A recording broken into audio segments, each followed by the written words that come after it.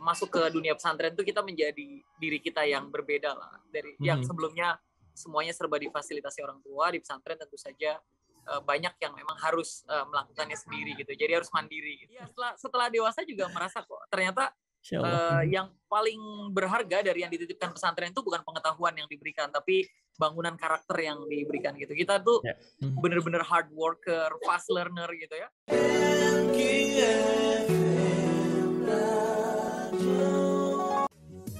Bismillahirrahmanirrahim. Assalamualaikum warahmatullahi wabarakatuh. Disiarkan langsung dari lantai 2 Universitas Amikom Yogyakarta, 92,3 MKFM Jogja, Inspirasi Keluarga Indonesia. Program Kisah Inspirasi untuk Anda, sahabat MK, unjuk sumpah anak muda di bulan Oktober ini. Dari Santri untuk Negeri, edisi di hari Sabtu 16 Oktober 2021 atau juga yang bertepatan di tanggal 10 Rabiul Awal 1443 Hijriah.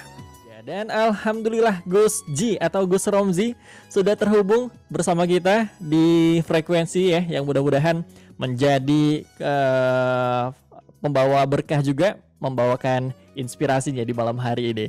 Assalamualaikum warahmatullahi wabarakatuh, Gus Romzi. Waalaikumsalam warahmatullahi wabarakatuh, Mas Raffi. Terima kasih. Wah, pembukaannya luar biasa ini. Saya materinya kayaknya dibuat dengan sangat baik dan kayaknya riset dulu nih.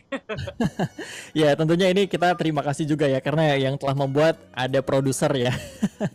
Dari MKFM Yogyakarta ada sahabat Adi ya, terima kasih, yang mungkin juga kalau tadi di awal agak sedikit panjang Gus ya. Kami mohon maaf, tapi mudah-mudahan ini bisa mengenalkan sahabat MK juga kepada dunia begitu ya, pendengar MK, bahwa Gus Romzi hadir di malam hari ini dan siap juga membagikan inspirasinya, insya Allah. Baik Gus Romzi, ini kalau dilihat posisinya Masya Allah ini ya, sedang di mana ini Gus? Saya lagi di Sukabumi ini, di daerah Cisaat ya. Di rumah makan, jadi mohon maaf kalau misalnya audionya agak terganggu, banyak noise atau suara-suara yang lain. Iya, tapi malam Ahadnya ini mudah-mudahan tidak terganggu ya. Aman, karena kebetulan saya dan istri juga punya kesibukan berbeda. Istri saya lagi ada kegiatan di Bogor, saya ada di kegiatan di Sukabumi, jadi kita beda program nih kebetulan. Baik, berarti sekarang juga sedang melakukan aktivitasnya masing-masing ya Gus ya, Masya Allah ya. Iya. Tapi di malam Ahad ini tetap produktif sahabat MK, dan insya Allah ini Gus kita ngobrol santai dan juga bercerita nih ya, pengalaman-pengalaman apa saja yang sampai titik ini Gus sudah dapatkan, dan insya Allah menjadi inspirasi dan juga motivasi bagi sahabat MK di malam Ahad ini ya. Baik Gus, di awal mungkin boleh diceritakan latar belakangnya seperti apa, yang kita tahu juga ternyata Gus Romzi ini kan memang dari awal juga nafasnya pun mungkin sudah mengeluarkan nafas-nafas pesantren begitu ya, atau pondok ya Gus ya, karena hidup di kalangan santri tentunya. Jadi pelajaran apa sih Gus Romzi yang Gus ambil ketika mondok waktu itu sampai saat ini? Banyak sekali ya kalau pelajaran di pesantren, karena masuk ke dunia pesantren itu kita menjadi diri kita yang berbeda lah dari yang sebelumnya semuanya serba difasilitasi orang tua. Di pesantren tentu saja banyak yang memang harus melakukannya sendiri gitu, jadi harus mandiri gitu. Hal-hal semacam itu mungkin yang membangun karakter anak-anak santri menjadi kuat gitu karakternya. Masya Allah ya, menjadi pribadi yang lebih baik lagi, dan tentunya memang berbeda. Ini kalau dari belia berarti memang dari dulu pendidikan pondok terus ya? Iya, lahir dan besar di pondok pesantren sebenarnya. Saya lahir di pesantren di Cirebon, namanya Pesantren Buntet, kemudian sampai usia 5 tahun, kemudian pindah karena Abuya, orang tua saya mendirikan pesantren sendiri di daerah Gedongan namanya, itu pesantren tua juga di sana.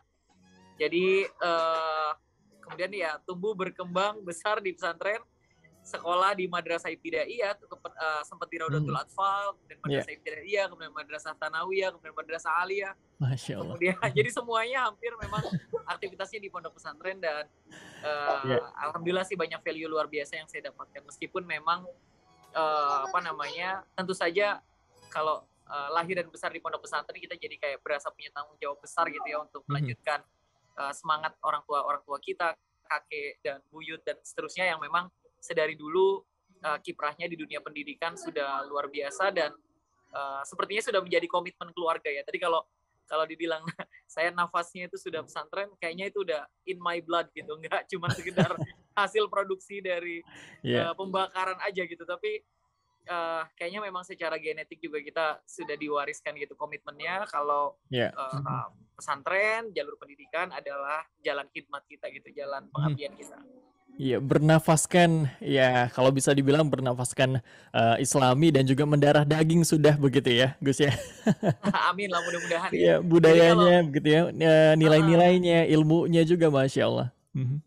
Iya, kalau ada proses jalan menuju Allah kan beda-beda ya. Orang ada yang misalnya jalan menuju Allahnya dengan berbuat baik pada orang tua, ada yang jalan menuju Allahnya dengan memberikan nafkah yang cukup untuk keluarga gitu.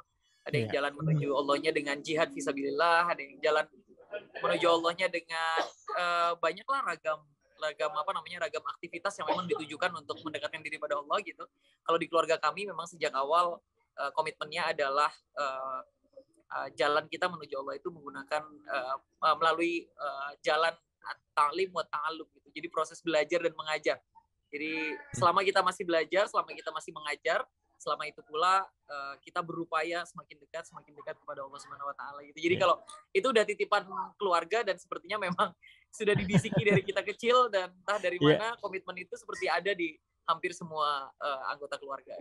Ya, Masya Allah, ta'lim wa ta'alum begitu ya Gus ya. Dan ini memang berarti lahir asli pesantren juga basisnya memang di Jawa Barat ya Gus Romzi ya? Iya, di Cirebon, betul. Di Cirebon, jadi asli Cirebon, orang Sunda begitu ya juga.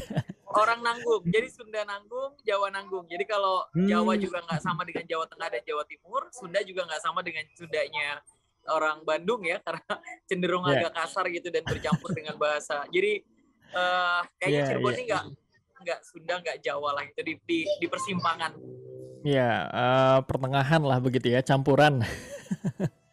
Baik Gus Ji, ini titipan begitu ya, dan juga tadi Gus Ji juga tanggung jawab dari pesantren dari dulu memang ya, dari orang tua juga. Ini nilai-nilai apa saja Gus Ji? Pelajaran kehidupan barangkali juga ya bisa dibagikan kepada sahabat MQ. Insya Allah yang juga sahabat MQ saat ini sedang mondok juga di pesantren, atau juga ayah, bunda, abi, umi ya yang sedang memperjuangkan begitu ya anak-anaknya yang ada di pondok pesantren.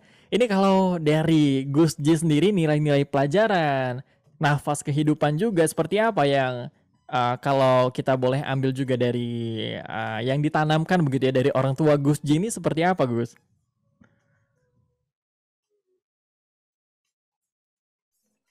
Baik, pertama tentu saja soal yang tadi ya sudah saya sebutkan, soal belajar dan mengajar menjadi kayak jalan utama lah menuju proses pendekatan kita kepada Allah Subhanahu wa taala. Tapi selain itu dalam setiap proses belajar dan mengajar, komitmen yang selalu dibangun adalah komitmen bahwa urusan masyarakat yang jauh lebih besar, jauh lebih penting daripada urusan pribadi gitu. Jadi sering banget dalam banyak kesempatan keluarga misalnya untuk pertemuan keluarga dan sebagainya, misalnya mau kita niat jalan-jalan dan sebagainya itu di cancel karena ada satu dan lain hal yang kaitannya dengan urusan santri, pondok pesantren, wali murid dan lain-lain gitu. Jadi mungkin value itu sih yang lumayan mengakar di keluarga kami gitu ya selaku keluarga pesantren. Kalau untuk teman-teman yang santri mungkin yang orang tuanya bukan dari keluarga pesantren tapi kemudian mondok, kemudian misalnya bapaknya petani, kemudian atau bapaknya juga kerja di PNS dan sebagainya, anaknya dipondokin, tentu saja kan ada niatan untuk sebagian dari anggota keluarga itu memang harus ada yang tafaqquh fiddin gitu ya, harus ada yang fokus pada urusan agama. Tujuannya adalah kalau dalam Al-Quran itu ada istilah liyunziru qaumahum idza raja'u. Jadi kalau ada anggota keluarga yang lain yang mungkin kemudian agak berlebihan, misalnya hidupnya, kemudian ada yang mengingatkan gitu. Nah, keluarga kami memang memposisikan diri sebagai sebagai satu keluarga yang fokus di bidang pendidikan gitu. Mungkin kan keluarga lain punya spirit yang berbeda, punya semangat yang berbeda, tapi agama selalu mendorong atau Islam selalu mendorong apa namanya, setiap individu di dalamnya untuk bermanfaat gitu buat orang lain. Dan semangat itu yang pasti kalau misalnya yang mendengarkan gitu ya di MKFM hari ini sedang menitipkan anaknya di pesantren, percayalah bahwa semangat itu yang sedang dititipkan oleh pondok pesantren kepada putra-putri Bapak Ibu semua yang mendengarkan gitu. Jadi insya Allah keluar dari pondok pesantren mereka akan menjadi pribadi yang jauh lebih kontributif. Target utama dalam hidup adalah bermanfaat. Jadi jangan pernah dihalangi kalau kemudian misalnya keluar dari pesantren keinginan untuk terlibatnya dalam community development atau capacity building jadi tinggi. Karena kalau udah di pesantren, kita tuh pasti kayak melibatkan diri dan dilibatkan dalam banyak banget urusan-urusan, dan hal tersebut itu pasti adiktif ya. Perasaan bermanfaat, perasaan perasaan diri kita tuh berguna dan berharga tuh kayak adiktif banget gitu. Itu bikin candu. Jadi kadang problemnya santri setelah pulang ketemu sama orang tuanya mungkin khawatir terkontaminasi dunia luar, jadi malah dilarang-larang tuh. Itu jadi masalah, padahal kan exposure setelah keluar dari pesantren harusnya lebih tinggi sehingga bisa membawa lebih banyak orang untuk mengenal value-value yang diajarkan di pondok pesantren itu. Masya Allah, menularkan ilmu-ilmu yang sudah didapatkan ya Gus ya. Bukannya untuk dikhawatirkan secara berlebihan juga, tapi memang kalau santri-santri ini juga memang nanti outputnya, hasilnya juga memang kan harus bermasyarakat ya Gus Romzi ya. Harus memberikan manfaat juga kepada orang lain, Masya Allah. Apa yang telah didapatkan di pondok, diberikan juga kepada masyarakat. Dan biasanya kalau melihat dari teman-teman juga begitu ya, sahabat. Ini kalau santri, santriwati, Masya Allah ya Gus ya, ini bukannya berlebihan, tapi memang mereka lebih bermasyarakat dari latar belakang teman-teman yang berpendidikan bukan di pondok pesantren, Masya Allah ya Gus ya. Iya, biasanya memang tidak punya permasalahan dalam proses komunikasi dan adaptasi dengan dunia baru ya, karena sejak hari pertama di pondok pesantren kan dimasukkan ke dalam kamar di mana banyak banget teman-temannya yang berasal dari latar belakang berbeda, baik letak geografis maupun latar belakang mungkin ekonomi, latar belakang pendidikan keluarga dan sebagainya. Artinya berbeda dengan sekolah-sekolah negeri yang swasta yang memang, atau negeri atau swasta yang umum, kan itu ada prinsip lokalitas kan. Misalnya tidak boleh mendaftar di daerah lain, harus di daerahnya gitu. Kalau di pondok pesantren itu datang dari ragam kultur, ragam adat istiadat, ragam misalnya standar kesopanan aja dari satu daerah ke daerah lain berbeda. Nah, santri itu di hari pertama itu sudah diminta untuk menerima kehadiran orang-orang yang berbeda. Jadi saya rasa sih setelah keluar dari pondok pesantren harusnya nggak ada masalah untuk proses adaptasi dan melakukan sosialisasi atau interaksi sosial dengan masyarakat. Pernah nggak sih Gus Romzi terfikirkan ketika berpendidikan di pondok pesantren itu ada Gus ya, keinginan untuk seperti sekolah-sekolah umum yang lainnya atau sekolah dasar ke luar begitu, pernah tidak Gus?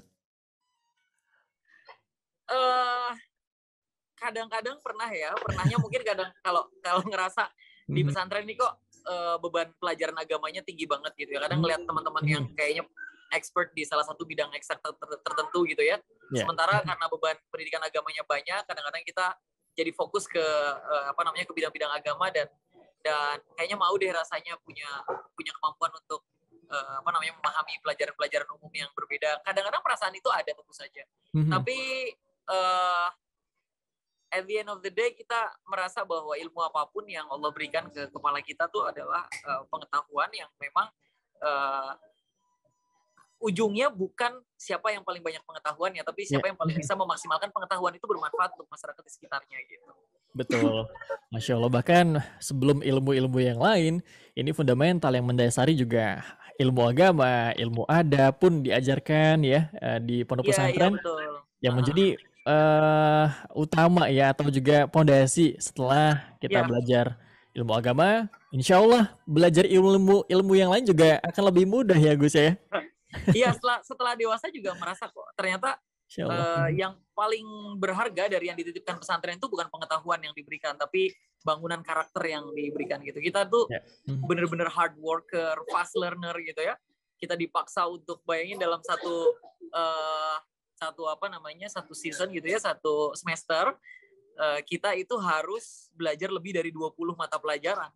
Masya dibandingkan Allah. misalnya sekolah-sekolah umum yang mungkin hanya belajar 7 sampai 10 mata pelajaran. Di pesantren kan kita harus belajar hadis, belajar nahwu, belajar sorof, belajar apa itu kayak jumlahnya lebih dari 20 mata pelajaran dan pada saat selesai dari pesantren ternyata mempelajari banyak hal lain itu jadi jauh lebih cepat. Kita juga otaknya udah terbiasa multitasking juga kan untuk switching dari satu pengetahuan ke pengetahuan yang lain.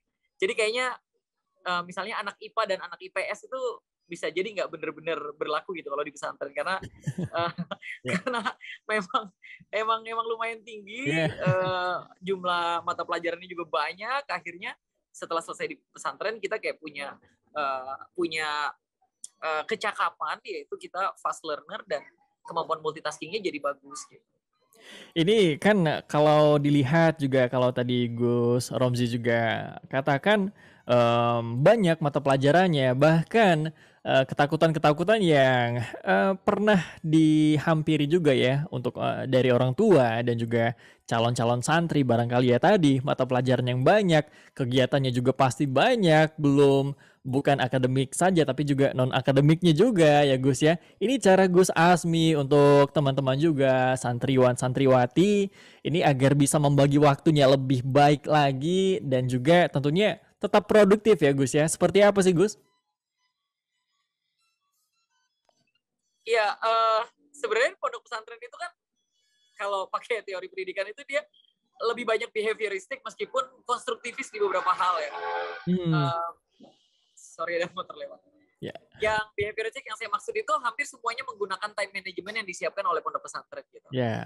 Kapan waktu belajar, kapan waktu bangun dari tidur, kapan waktu sholat sunnah, kapan waktu sholat fardu dan sebagainya itu semuanya udah diatur. Artinya soal time management pasti jauh lebih mudah lah karena sudah disiapkan dan diatur waktunya. Tapi memang untuk beberapa hal yang sifatnya individu itu pesantren jadi tiba-tiba konstruktivis nih, kayak membiarkan individu pembelajar itu untuk mengambil keputusan gitu ya dan menyelesaikan masalah. Contohnya misalnya dalam urusan cuci baju misalnya gitu ya. Cuci baju, mengerjakan PR dan sebagainya kan itu jadwalnya bisa jadi tidak disediakan sepenuhnya oleh pesantren, tapi santri harus benar-benar punya time management yang bagus. Artinya kalau ditanya soal bagaimana time management di pondok pesantren, yang paling gampang sih ikuti alur yang disediakan oleh pondok pesantren dulu, kemudian kita baru bisa tahu spare time-nya jam berapa saja. Nah itu yang kita maksimalkan untuk menyelesaikan hal-hal yang mungkin urusannya jadi urusan pribadi gitu. Iya, insya Allah kalau sudah mengikuti alurnya, apa-apa sistem yang ada di pondok pesantren begitu ya menjadi santriwan dan santriwati yang baik dan kuat insya Allah. Masya Allah. Kita lanjut nih Gus. Mungkin juga ada didikan apa lagi sih Gus dari orang tua begitu ya yang sampai saat ini memang masih diingat dan memang tidak bisa diubah-ubah lagi nih oleh Gus Asmi. Apa sih Gus itu Gus? Iya, apalagi ya, banyak banget sih sebenarnya. Hampir semua hal yang saya lakukan hari ini inspirasinya dari orang tua. Kalau orang tua saya keduanya adalah dosen, keduanya juga ngurusin pesantren. Artinya dua-duanya juga kebetulan PNS gitu ya di kampus gitu di IAIN Cirebon. Dua-duanya ngajar bahasa Arab dan ada prinsip yang menurut saya bisa kita pelajari bareng-bareng lah, mungkin saya sebagai orang yang punya istri atau Mas Raffi gitu ya dan teman-teman semuanya yang sudah berkeluarga. Jadi ada prinsip mubadalah di sana gitu ya, prinsip kesalingan gitu. Jadi ada support satu sama lain, ada dorongan dari satu sama lain. Dulu ibu saya itu menjadi sarjana pertama yang ada di keluarga pesantren gitu. Dan waktu itu masih hampir nggak ada lah perempuan sarjana gitu. Dan Abuya saya menuntut ibu untuk sarjana. Saat ini ibu saya juga lagi menempuh S3 gitu. Dan Abuya terus mendorong itu meskipun Abuya sudah selesai, sekarang pensiun hanya ngurusin pondok pesantren aja. Nah maksudnya prinsip kesalingan ini saya rasa dari dari orang tua saya itu kayak ngasih pelajaran berharga buat saya juga. Oh ya oke, kita harus satu sama lain harus saling dorong dan sebenarnya nggak cuma di hubungan keluarga ya, ada peer to peer support juga misalnya antar teman, antar kolega, antar antar partner gitu ya, misalnya partner bisnis dan sebagainya. Kita harus memastikan bahwa kita tumbuh dan berkembang bersama gitu, jangan sampai kemudian kita hanya mau misalnya istri kita misalnya ya di kultur Indonesia yang agak patriarki gitu ya, kita nggak ngebiarin perempuan untuk belajar gitu. Kita cuman kita aja, kayak misalnya di keluarga kecil saya dan istri saya aja yang ngajar di kampus, istri saya yang profesional bekerja, istri saya juga profesional gitu. Tinggal kita saling support tapi juga tetap dalam koridor memastikan bahwa keduanya tidak melanggar syariat gitu ya. Istri saya ngecek integritas saya, misalnya masih nanya, uang dari mana mas gitu ya. Saya juga masih melakukan hal yang sama. Kamu dapat uang dari mana deh gitu, dan hal semacam itu menurut saya bagus banget. Abuya dan ibu saya benar-benar mengajarkan itu, dan alhamdulillah sih sampai hari ini keduanya juga masih sangat produktif meskipun Abuya udah pensiun dan fokus di pondok pesantren. Ibu juga masih mengajar, tapi benar-benar bisa saling support. Kadang Abuya ke kampus hanya untuk mengantarkan ibu, menunggu di mobil gitu, ibu pulang gitu. Pelajaran itu luar biasa, salah satu pelajaran ya. Masya Allah, tabarakallah. Ini dari pelajaran, dari nilai-nilai begitu ya yang diajaran Abuya dan ibunda dari Gus Romzi ini, Masya Allah juga akhirnya yang diteruskan sahabat MQ ya kepada keluarga kecilnya Gus Romzi ini, Masya Allah. Mungkin kebanyakan waktu awal-awal pendirian itu kebanyakan santri itu kebanyakan santri adalah orang Jawa ya, transmigran ya. Jadi transmigran yang emang udah tahu pesantren itu apa gitu. Tapi lambat laun alhamdulillah dan ini ngebahagiain banget. Banyak banget anak-anaknya mualaf yang kemudian mondok, orang-orang Dayak yang dari pedalaman kemudian juga mondok gitu.